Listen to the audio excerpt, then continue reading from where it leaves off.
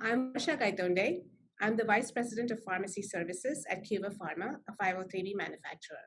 Cuba Pharma was started by our founders with the view to provide top-notch 503B products to the hospitals that we serve pursuant to the DQSA.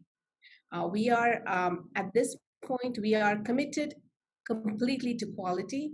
We are regulated by the FDA, the boards of pharmacy, as well as the DEA.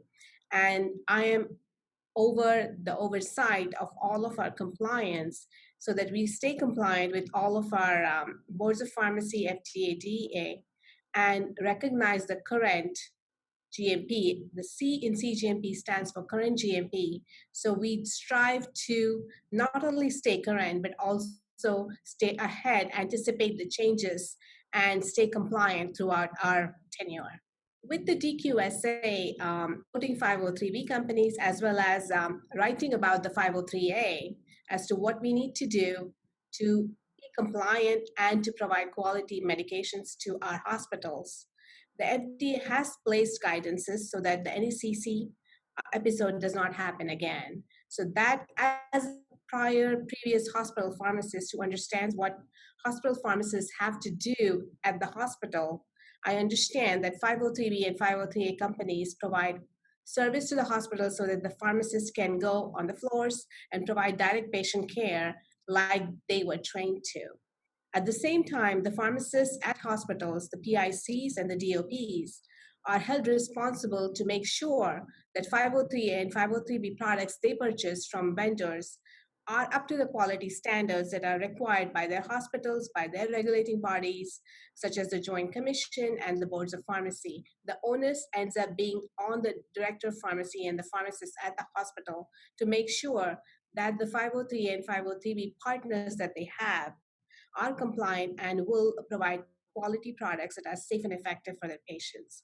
So my passion here and my topic here is to educate and help the hospital pharmacist so that they can go through the list of the requirements that they would like seeing in their 503 and 503 partners so that they can choose the right partner for their hospital and they can translate the requirements from the regulatory bodies into what is safe and effective for their patients at their bedside.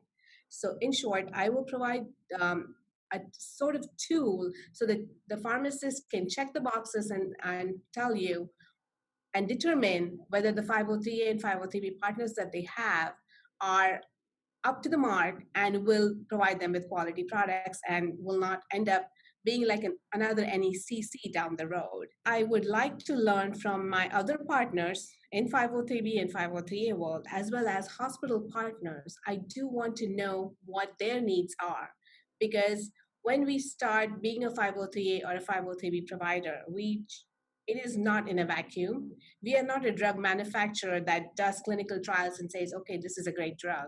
We are providers so that we can help hospital pharmacists and hospital anesthesiologists do what they do. So we want to provide services that they require.